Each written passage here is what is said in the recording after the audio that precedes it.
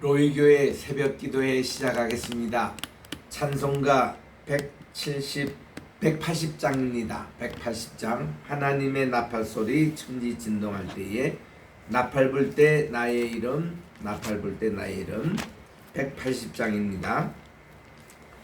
하나님의 나팔소리 천지 진동할 때에 예수 영광 중에 구름 타시고 천사들을 세계 만국 모든 곳에 보내어 구원받은 성도들을 모으리. 나팔 불 때 나의 이름 나팔 불 때 나의 이름 나팔 불 때 나의 이름 부를 때에 잔치 참여하겠네.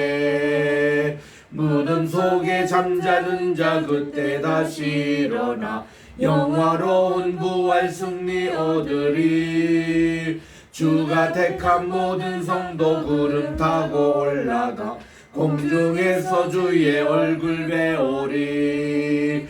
나팔 불 때 나의 이름 나팔 불 때 나의 이름 나팔 불 때 나의 이름 부를 때에 잔치 참여하겠네. 180장 주님 다시 오실 날을 우리 알 수 없으니 항상 기도하고 깨어 있어서 기쁨으로 보좌 앞에 우리 나가서도록 그때까지 참고 기다리겠네. 나팔 불 때 나의 이름 나팔 불 때 나의 이름 나팔 불 때 나의 이름 부를 때에 잔치 참여하겠네. 이처럼 우리의 이름이 생명책에 기록돼서 하나님께서 부르실 때에 천국 잔치에 다 우리 참여하시기를 바랍니다.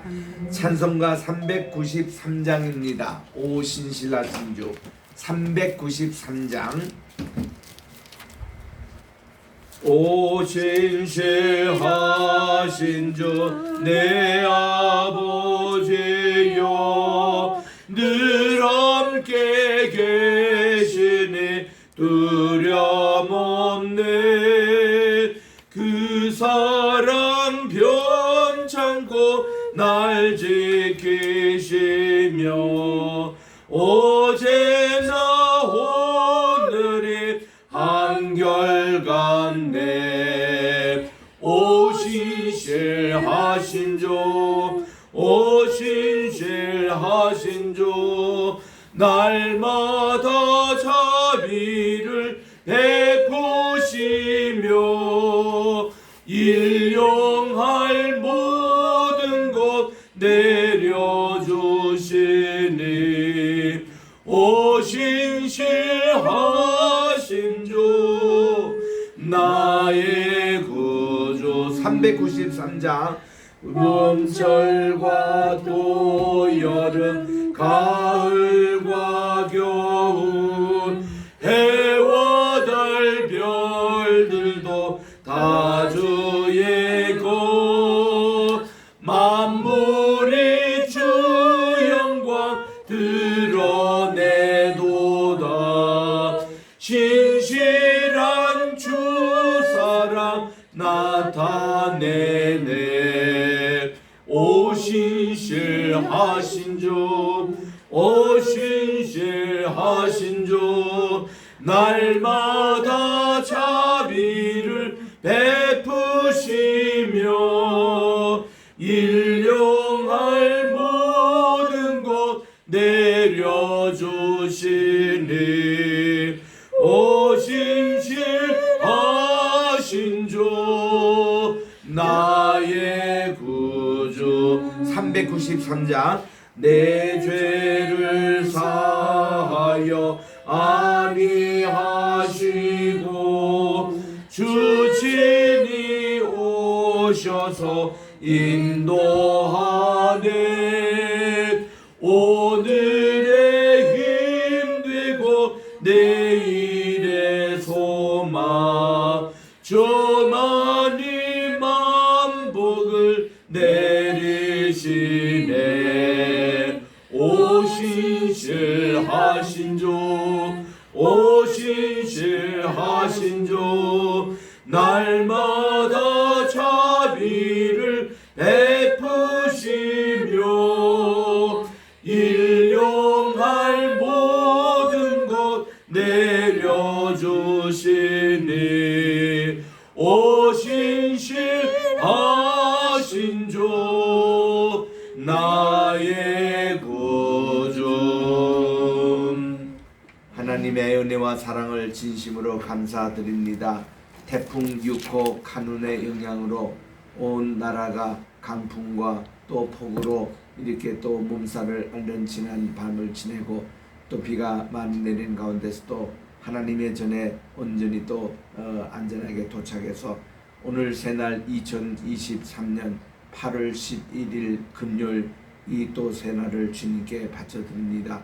하나님 오늘 하루도 온종일 주님과 동행하는 귀한 복된 날이 되게 하시고 회복과 또 개혁에 대한 귀한 말씀 계속 받겠사오니 우리 에스라 3장을 통해서 주신 말씀 오늘 또 마음에 각인되는 시간 되게 도와주시옵기만을 예수님의 이름으로 기도드립니다. 아멘. 에스라 제3장은 구약 713쪽에 있습니다.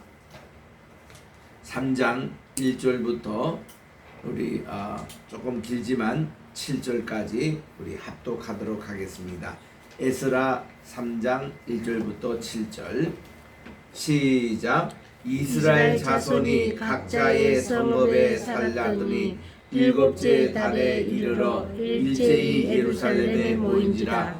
요사닥의 아들 예수아와 그의 형제 제사장들과 스알디엘의 아들 스룹바벨과 그의 형제들이 다 일어나 이스라엘 하나님의 제단을 만들고 하나님의 사람 모세의 율법에 기록한 대로 번제를 그 위에 드리려 할세. 무리가 모든 나라 백성을 두려워하여 제단을 그 터 위에 세우고 그 위에서 아침 저녁으로 여호와께 번제를 드리며 기록한 규례대로 초막절을 지켜 번제를 매일 정수대로 날마다 드리고 그 후에는 항상 드리는 번제와 초하루와 여호와의 모든 거룩한 절기의 번제와 사람이 여호와께 기쁘게 드리는 예물을 드리되 일곱째 달 초하루부터 비로소 여호와께 번제를 드렸으나 그때에 여호와의 성전지대는 미처 놓지 못한지라.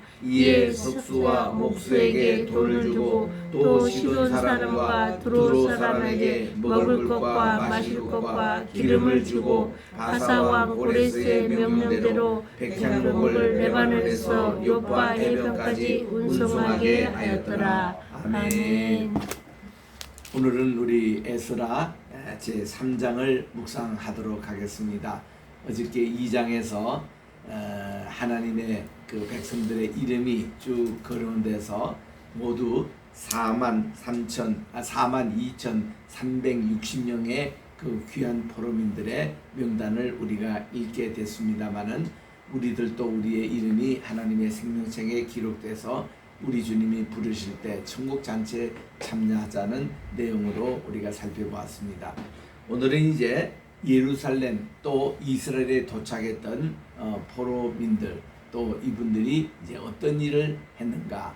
첫 번째로 그들은 하나님께 제단을 쌓았다. 이게 참 중요합니다. 하나님께 예배를 드렸던 것. 그들이 예루살렘 왜 왔겠습니까? 하나님께 예배드리러 왔습니다. 교회를 회복하기 위해서 왔습니다. 다 제단이 무너지고 했던 것을 세워서 하나님께 얼마나 고국에 가서 예루살렘 성전터에서 예배를 드리고 싶어 했던가요? 50년 만에 그들이 돌아왔거든요. 우리 70이라는 요 숫자를 자세히 잘 보시기 바랍니다. 자, 우리 예레미야 25장 11절 말씀에 미리 읽었습니다마는 하나님께서 예레미야를 통해서 너희들이 70년 동안 바벨론 왕을 섬기리라 그렇게 말씀하실 때 70년이 두 가지 뜻이 있습니다. 첫째는 뭔가 하니 605년부터 그들이 신바벨론 제국인 바로 이 느부갓네살이 통치하에 있었어요. 그래가지고 이 신바벨 제국이 539년에 끝났기 때문에 만 70년 만에 고레서 칙령이 발표된 겁니다. 그래서 그들이 이제 포로 생활이 다니엘부터 기준하면은 70년이요.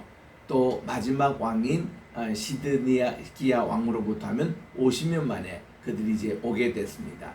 70이라는 것은 예레미야에 있는 숫자, 50년에 그들이 돌아왔다는 것은 희년 때 돌아왔다는 얘기입니다. 그래서 실질적인 바벨론 포로 생활은 49년 했어요. 그들이 7일이 49, 다음에 50년째. 이게 요거를 히브리 말로 요벨이라 그럽니다. 요벨. 요거를 영어로는 주빌리. 이 뜻이 희년이라는 뜻이에요.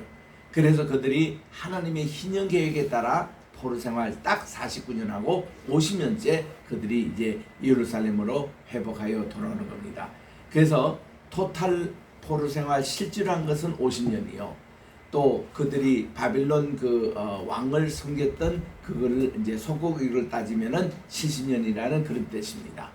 또 하나 이 중요한 얘기인데 예루살렘 성전이 파괴되고 다시 세워진 것도 70년 만이에요. 그러면은 예루살렘 성전이 언제 파괴됐나고 588년에 파괴가 됐습니다. 그리고는 거기서부터 70년 계산하면 언제냐면 518년이에요. 그들이 지금 예루살렘으로 귀환하는데 538년에 귀환을 이제 시작을 했잖아요. 아직 20년이 남았습니다. 예루살렘 성전이 회복되기 위해서 70년이 채워지려면 아직 20년이 남았는데 요 계산이 중요했던 거예요. 하나님의 때는 아직 아닌데 이스라엘 백성들은 오자마자 하나님의 성전을 지으려고 터도파하고 기공식을 하려다가 이게 이제 난관에 부닥친 겁니다. 거기에 50년 동안이나 통치했던 사마리아 사람들이 딱 자리를 찾아오기 때문에 우리도 이 성전에 참여해달라. 안 된다. 너희들은 더러운 민족이다. 그래가지고 이 사람들이 방해를 하기 시작했습니다. 암몬 사람도 방해를 했습니다. 뭐 예루살렘 사람들 뭐 당신들이 뭐 그래 큰 소리 칠 게 있느냐. 당신들이 잘 못해가지고 하나님의 성전까지 다 파괴되고 이제 종살이까지 하고 이제 돌아왔는데 우리도 당연히 하나님의 성전을 이제 참여할 수 있다고 도비야 암몬 사람들도 얘기하죠. 또한 사마리아 총독도 얘기하죠. 이러니까 여기에 예루살렘 사람들이 이렇게 참 투각투각 7년 동안 싸웠습니다. 그러다가 이제 왕이 바뀌었습니다. 이게 고레스 왕이 이제 그만두고 캄베세스라는 왕이 이제 새롭게 됐는데 그 왕 앞에 사마리아 사람들이 조서를 씁니다. 자, 이거 예루살렘 이스라엘 사람들을 한번 조사해 보십시오. 얼마나 이 사람들이 고집이 세고 완고한지 절대로 이 페르시아가 새롭게 해도 이 왕을 위해서 협조를 안 할 겁니다. 이제 자기들이 성전을 세우고 나면은 또 자기들의 동네 운동이 강하게 일어날 것이고 절대로 이렇게 협조 안 할 거니 여기에 중단을 아예 황제가 시키세요. 그러니까 캄비세스는 자기 아버지가 있던 고레스 왕의 그거를 모릅니다. 그리고는 꼭 이 사람들이 그 사마리아 사람들이 무슨 레퍼런스 이런 이제 참고 문헌을 주냐 하면은 이스라엘 백성들이 그 느부갓네살에게 반항하고 전항하고 3년 반 동안이나 이 성전이 포위됐을 때 끝까지 저항했던 그런 기록들만 딱 추려가지고 올렸습니다. 여러분들 이 지도자는요 어떤 역사적인 자료 어떤 사료를 누가 올리느냐 누가 얘기하는 따라서 이 정책이 바뀌잖아요. 그러니까 이왕이면 이스라엘 사람들이 아주 좋은 때 이런 것을 올리는 게 아니라 아주 반항을 했던 그 기록들이 다 이 신바빌론 제국 거기 역사관에 보관됐는데 그런 것만 골라가 찾아가지고 딱 하니까 캄비세스 황제가 보더니 야 이스라엘 사람이고 골치 아프구나. 이거 성전을 괜히 지으면은 이 사람들이 또 우리를 반기를 들겠구나 하고는 거기서 황제의 칙령으로 성전 재건하는 거 중단을 시켰습니다. 근데 물리적으로는 이렇게 오는데 영적으로 전체를 보면은 하나님의 때가 아직 안 된 거예요. 70년이 아직 안 된 겁니다. 성전이 무너지가 588년 그리고 이것이 다시 처가 놓인 게 518년인데 이때는 그러니까 그들이 돌아와서 20년 동안 성전을 뭐 짓는다 안 짓는다 티격태격하고 이러다가 20년 세월이 흘러갔지만 하나님은 그의 시간을 딱 계산하며 기다리고 계신 거예요. 우리는 여기서 큰 것을 깨달을 수 있습니다. 한국이 왜 통일이 왜 이래 아닐까? 요걸 우리 파리오가 78주년인데 우리 그때 50주년 했을 때에 희년이 왔다고 우리 한국 통일된다고 한국애가 난리 나고 뭐 감사예배까지 드리고 뭐 북한까지 가가지고 그게 1995년이었습니다. 그래가지고는 남북 그 지도자들이 모여가지고 합동 예배도 드리고 그렇게 한 것이 희년 그걸 기점으로 그거 한 거예요. 근데 그때 통일이 됐습니까? 안 된 거예요. 그러면 이게 또 70주년이 아닌가 하고 70년 8년 전입니다. 70주년 때 또 우리 통일된다고 난리가 났습니다. 안 된 거예요. 그 다음에 한 대통령이 또 나가지고 통일은 대박이다 선언했지만 그렇다고 통일이 되던가요? 안 되고 지금 78년이 온 겁니다. 그러면 지금 많은 분들이 무슨까지 또 계산을 하면은 왜 우리나라가 남북 통일이 안 되고 또 이렇게 분단했을까 했을 때 영적으로 또 해석하시는 분들은요 1938년도입니다. 다 이게 지금 8년으로 이렇게 들어가는데 이때 우리나라 신사참배 결의해가지고 하나님 섬기는 거 교회에서 중단하고 이게 천황을 섬기는 걸로 바꿨잖아요. 태양신을 섬기기로 했잖아요. 하나님이 진노하셔가지고 하나님이 우리나라에 남북 분단을 주셨다. 이렇게 또 영적으로 해석한 분이 지금도 있습니다. 그러면 38년을 기점으로 몇 년 만에 통일이 되겠다. 이렇게 계산하는 분인데 그분들에게도 50년도 안 맞고 70년도 맞지 않습니다. 하나님의 시간을 우리가 예측을 못합니다. 지내놓고 봐야 이렇게 됐구나 이렇게 깨닫는 거지. 꼭 마찬가지 지금 예루살렘 지금 귀한민들이 그런 거예요. 그들은 와서 당장 하나님의 성전을 재건하기를 시작했습니다. 근데요 여러분 오늘 본문 말씀 3장 자세히 읽어보세요. 그들이 기도하고 했냐. 그들이 돌아와서 하나님 지금부터 이제 성전 우리 재건 시작할까요? 허락받고 그들이 했습니까? 기도가 없었습니다. 이게 문제입니다.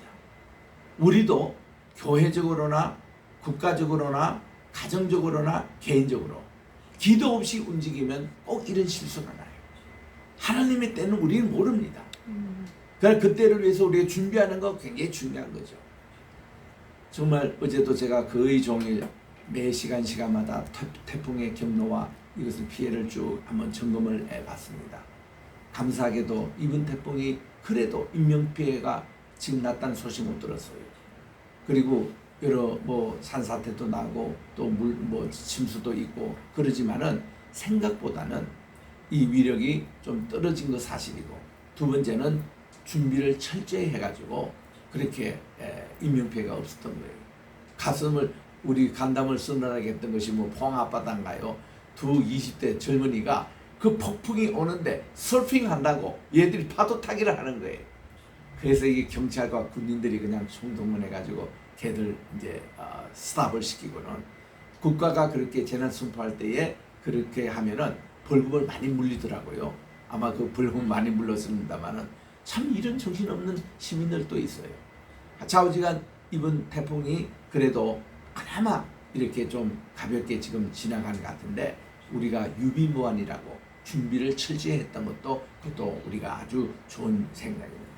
또 잼블리 대회가 뭐 말도 많았고 이렇게 하지만은 이게 빨리 일찍 철수해가지고 또 이렇게 왔다는 것도 이게 또 하나의 역전이 되는 우리나라에게 아주 소문이 좋지 못할 뻔했는데 그래서 이런 여러 가지 이들을 이렇게 지내보면서 볼 때 이게 다 하나님이 이렇게 하시고 계시구나 하나님의 일이구나 이런 거를 우리가 보는 시야가 참 또 중요합니다.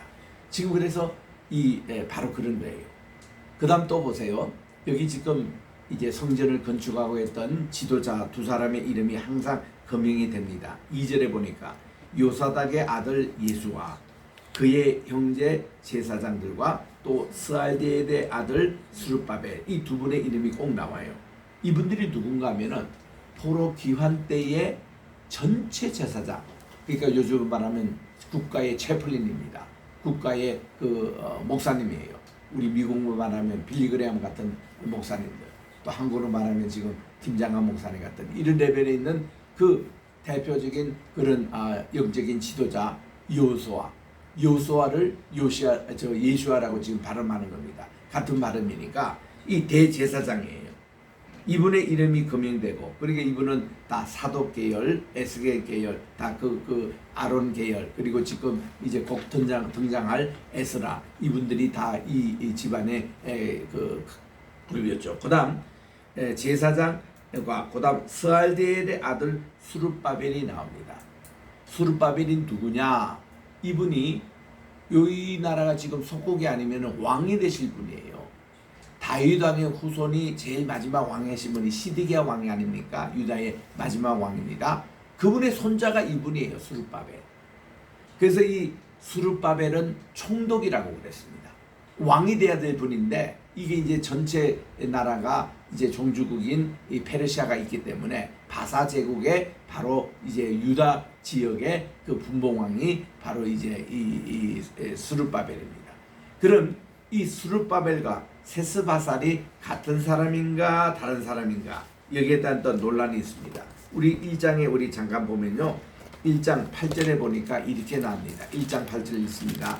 바사왕 고레스가 창고지기 미드르닷에게 명령하여 그 그릇을 꺼내어 세워서 유다 총독 세스바살에게 넘겨주었다 했는데, 여기는 유다 총독 세스바살이라고 나오고, 그래서 그 밑에도 이제 11절에 보니까 이 세스바살이 이거를 다 챙겨가지고 이제 예루살렘으로 갔잖아요. 이분과 오늘은 또 느닷없이 3장 2절에 수룹바벨 이름이 나와요.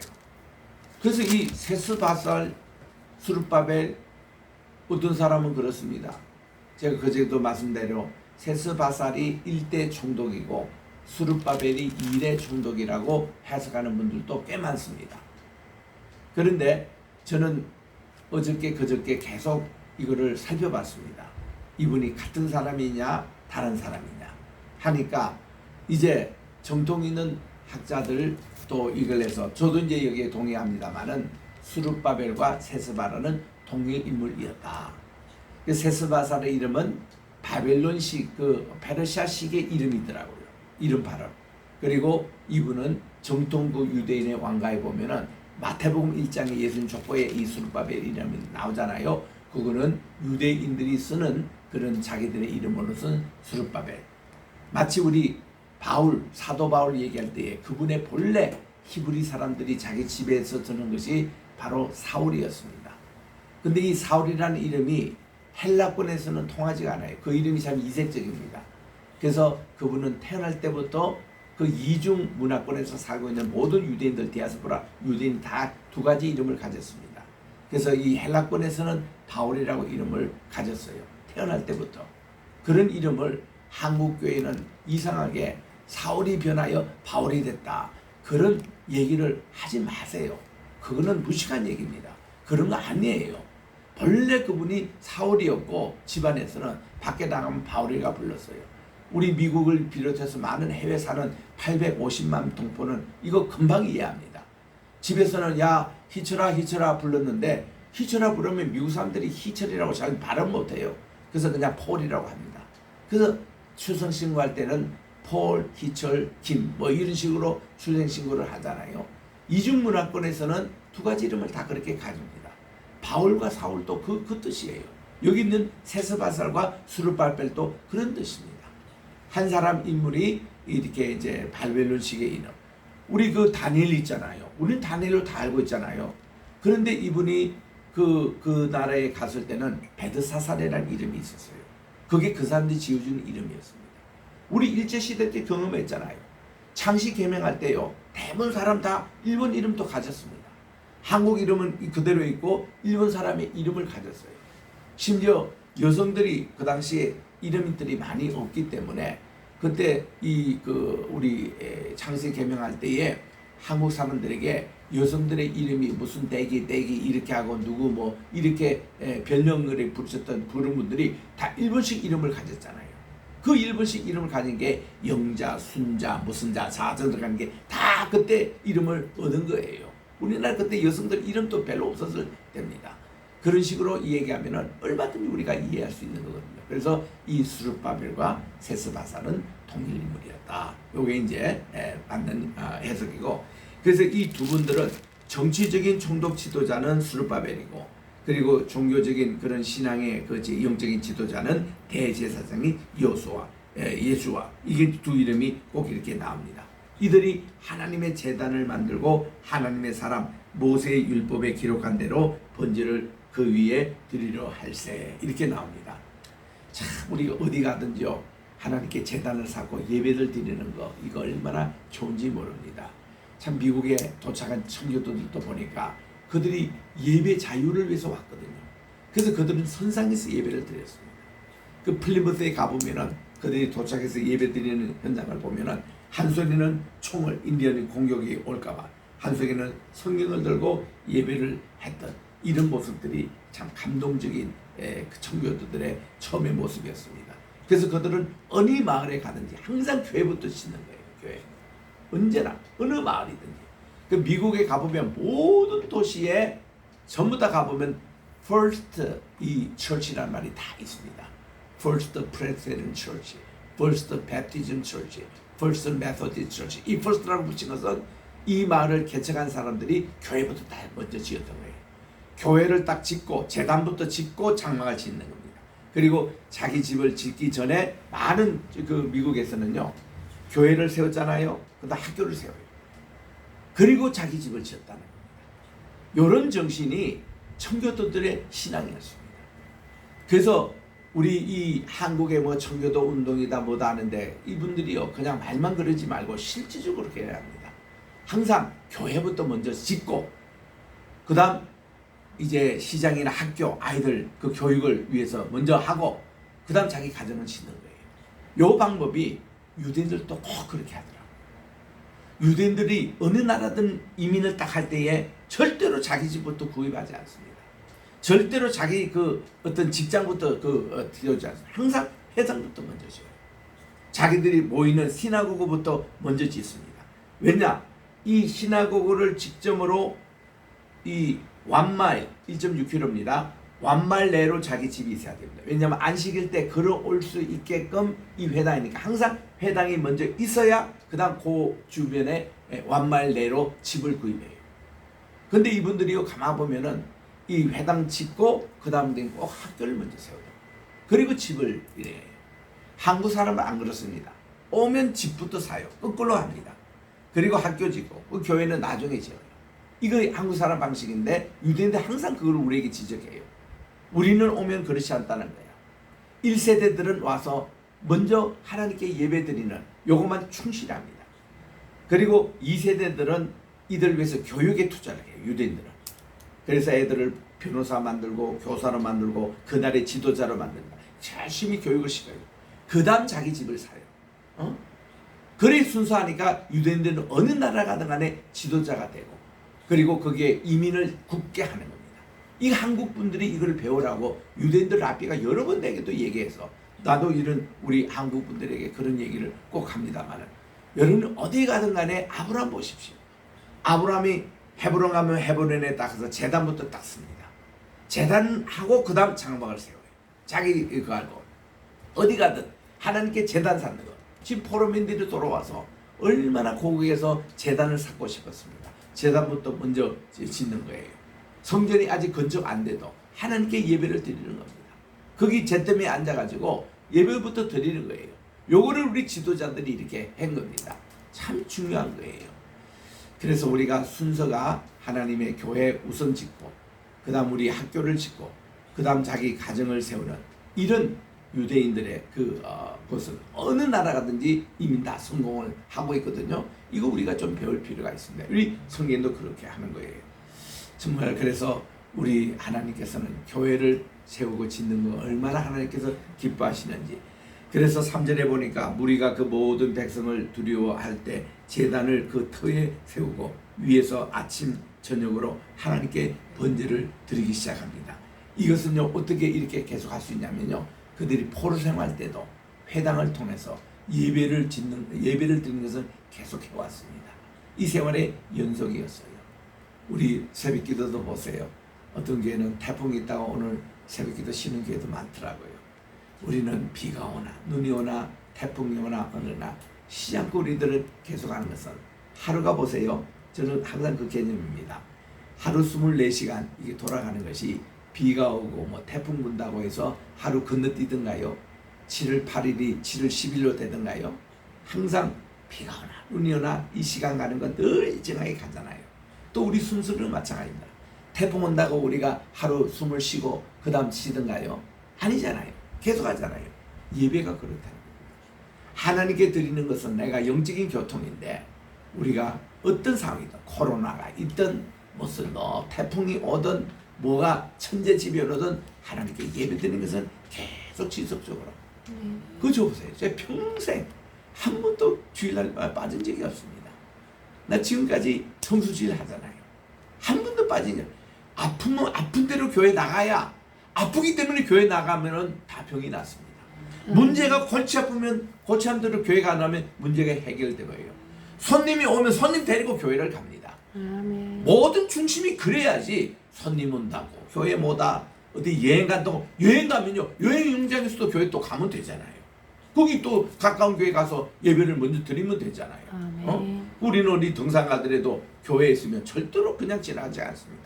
어느 시골 교회 가든지 가서 하나님께 기도하고 헌금도 또 드리고 그리고 우리가 등산도 계속하고 이랬지 교회를 그냥 지나가 본 적이 없습니다. 하나님 교회 다 똑같은데 그런 어떤 정신을 가지고 우리가 사는 것. 이게 포로민들이 예배 생활에 다 습관화되어 있기 때문에 와도 예배부터 먼저 드리고 모든 게 하잖아요. 그래서 우리 이 새벽 기도가 참 중요합니다. 하루의 첫 시간을 주님께 드리는 거. 이 시간이 바로 뉴라이프 시간이에요. 우리의 새로운 생활의 시작. 그래서 우리 새벽 기도 운동, 우리 한국에서 이렇게 전 세계로 지금 번지고 있는데 꼭 여러분들 힘써 주시기 바라고 그리고 또 저녁 기도도 하고 항상 하나님 중심으로 어디 가든 간에 기도부터 먼저 하고 하나님께 뜻을 묻고 이렇게 하면 하나님 나머지 다 책임져 주시더라. 우리 따라합시다. 너희는 먼저 하나님의 나라와 그분의 의를 구하라. 이러면 하나님께서 우리에게 먹을 거, 입을 거 모든 것을 더하여 주시겠다고 말씀해요. 우리 이 순서를 하나님께 딱 정해놓으면은 나머지 자녀 문제, 직장 문제, 미래 문제, 모든 우리의 건강 문제조차도 다 하나님이 더하여 주시겠다. 우리가 이것이 참 원리인데 오늘 또 뉴라이프로 승종하는 우리 오늘 또 포로에 돌아와서 하나님께 예배부터 드리는 참 이 아름다운 모습 오늘 또 기억하시고 우리 승리하시기를 바랍니다. 기도하겠습니다. 하나님 아버지 오늘 또 이렇게 주님 앞에 변함없이 또 새벽 제단을 쌓고 또 우리는 또 친교를 하고 또 이렇게 운동을 하고 이거 우리 기후가 어떻게 됐든 밤낮이 어떻게 됐든 계절이 어떻게 됐든 지금까지 계속 1년 2개월 동안 우리 로이교회를 지켜주신 우리 주님 정말 감사드립니다. 계속 앞으로도 이런 정신을 가지고 언제나 하나님의 일을 우선 먼저 하고 정말 이게 최우선을 할 때 하나님이 기뻐하시며 모든 것을 더해 주신다는 것을 기억하고 우리 인간적인 모든 생각과 염려를 다 접어버리고 하나님의 일에 먼저 정진하는 우리 청교도 정신 또 이런 우리 신앙의 선배들의 정신을 꼭 이어받게 도와주시고 살아도 주를 위해서 살고 죽어도 주를 위해서 죽나니 그러므로 사나 죽으나 우리가 주님의 것이로다 일사각오의 믿음을 가지고 승리하게 도와주시옵소서. 귀한 예물을 드리는 손길이 있습니다. 주께서 이를 받아주시고 하나님 아버지 창고에 쌓아두시며 또 우리 기도 제목 가지고 오늘 또 줌으로 참석을 합니다. 우리 이 교회 현장에 와서 오늘 또 여러분들이 오셔서 함께 이렇게 교회에 우리 와서 예배를 참여합니다. 주께서 이 모든 기도의 제목 다 들어 응답해 주시고 오늘 또 우리 젬블리에서 참석한 세계 청소년들 상암 경기장에서 마지막 오늘 또 음악으로 축제를 한다고 하니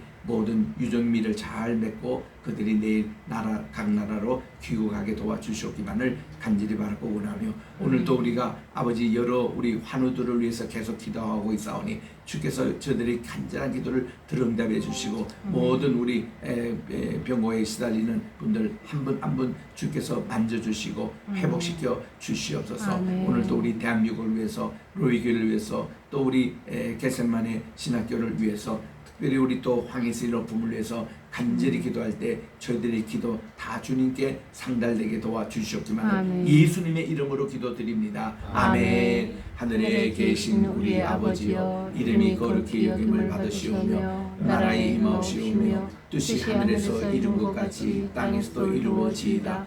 오늘날 우리에게 일용할 양식을 주옵시고 우리가 우리에게 죄 지은 자를 사하여 준 것 같이 우리 죄를 사하여 주옵시고 우리를 시험에 들게 하지 마옵시며 다만 악에서 구하옵소서. 내게 나라와 권세와 영광이 아버지께 영원히 있사옵나이다. 아멘.